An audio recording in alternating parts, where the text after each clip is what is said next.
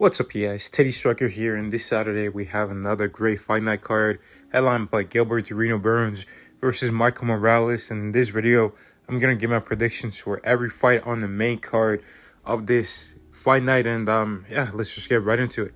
And the first fight on this main card is gonna be Julian Erosa versus Malquizal Costa, and I'm gonna go with Julian Erosa getting this done by a TKO in round 2. I think that Erosa is really good. He's been around the UFC a very long time. He's been in there since 2015. He's got a lot of experience. He's very, very dangerous. And Malquizal, he's good on the ground. He does good at kickboxing range. He's got really good Muay Thai, really good kicks. But I feel like Julian Erosa is gonna be able to get into that boxing range and really start to pressure him against the fence and unleash some devastating combinations. And I feel like this is going to end a bit like the Steve Garcia fight, but I think it'll be a standing TKO where Malquizal is going to get hurt real bad, and then the referee is going to intervene and stop the fight. So I got Julian Erosa by a second round TKO. And then we got Dustin Stolfers versus Nostin Ruziboyev, and I'm going to go with Ruziboyev getting this done by a first round KO. This guy is extremely powerful. He's got a crazy height and reach. And he's a middleweight now. He's not cutting all that weight to make welterweight where he had a crazy height and reach advantage. I mean, this guy is huge. And middleweight is a good weight class for him. And I feel like Dustin Stolfers is a little bit chinny. And I think that Ruziboyev can get him out there in one round. And then we got Sodiq Yusuff taking on Myron Santos. And I think I'm going to go with Myron Santos getting this done by a TKO in round 3. But first, I felt like Myron Santos lost his last fight to Francis Marshall really clearly. That was unbelievable that the judges gave the fight to Francis Marshall. But Marshall is a really good fighter. He has great footwork, great movement. He's very fast himself, and he's for sure going to be ranked in the top 10, even maybe in the top 5 at some point in his career. But him and Myron Santos are young featherweights. As Sodiq Yusuff, he's been around quite a bit, and he just gets like rocked and hurt in quite a bit of his fights. I mean, against Arnold Allen, he was getting bounced up around the octagon. He got knocked out by Diego Lopez, and he was getting dropped several times.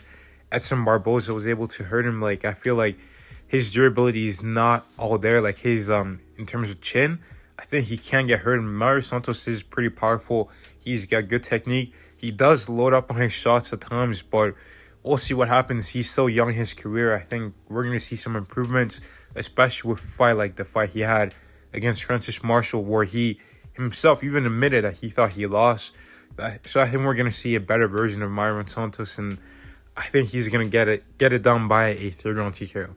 Moving on to the co-main event, we have got Rodolfo Bellato taking on Paul Craig, and I'm going to go with Rodolfo Bellato. I think he can get a knockout here in the second round. This guy is very powerful. I thought he beat Jimmy Crute in his last fight. I thought it being a draw was maybe because of the location where it was, Australia and this and that. But I thought he beat Jimmy Crute. I think this guy is really good.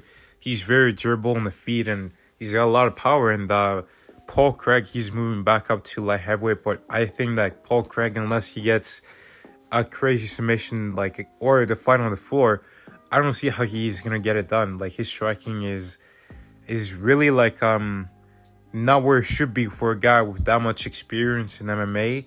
Like, it's really low level, and I think he's gonna get put away here in round 2. He's gonna maybe try to pull guard and fail miserably. But yeah, I think that Bellato is gonna get this done. And then in the main event, we've got Gilbert Burns taking on Michael Morales. And in this one, I think Michael Morales is going to be able to put away Gilbert Burns. I think he's got good, solid fundamental striking. Nothing like too spectacular, but he is really good on the feet. He does have some fairly good grappling too. And yeah, I think that Gilbert Burns is a little bit past his prime. He's 38 years old. He's going to turn 39 this year.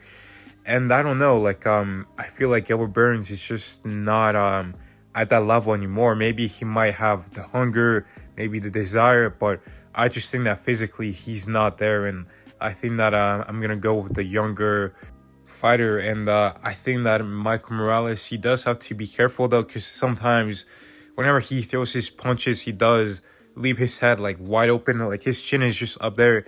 He's not really moving his head or keeping his hands up while he's throwing punches, so that could be dangerous with a guy like Gilbert Burns. He's got a nasty overhand. But I feel like Gilbert Burns he's been figured out at this point. You know, we've seen multiple fighters use different styles to be able to neutralize him. And you know, we know that Mike Morales has a crazy reach, and we've seen Kamaru Usman, a guy with really long reach too, be able to keep Gilbert Burns at bay and hurt Gilbert Burns with some solid jabs. So I think that's gonna be a part of his game plan. And also, Michael Morales does often train with Bilal Muhammad, a guy who won 5 rounds with Gilbert Burns and really neutralized him and just basically dominated him. And I think that some of that is going to show in this fight. And yeah, I feel like Gilbert Burns might be able to tag him here and there, but Mike Morales does seem pretty dribble. When he did get rocked, he recovered well. And yeah, I think he's going to get this done by a late stoppage. I think in round 4, we're going to see Gilbert Burns just start breaking down, and the power is going to be there. And yeah, I think we're going to see a 4th round TKO from Michael Morales. And after this fight, I think that Gilbert Burns should look to fight Colby Covington. I feel like that was a fight that was always there, but it didn't happen. Obviously, because Colby wanted to fight, you know, guys who were on damn near 40 years old and on a 5+ losing streak.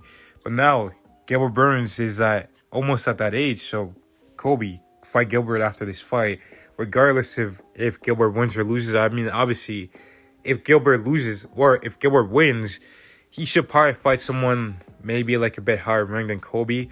But if he loses, I think that's the fight for Gilbert Burns. And as for Michael Morales, he could maybe look to fight the loser of Kamaru Usman and Joaquin Buckley, or fight Leon Edwards. I feel like that would be a pretty interesting matchup. Leon likes those strikers, and Michael Morales is mainly a striker. So I feel like that would be a fun matchup, another main event. But yeah, those are my predictions for this week's fight night. Let me know what you guys think. Who do you guys got winning? But thank you guys for watching. God bless, and I'll see you in the next one.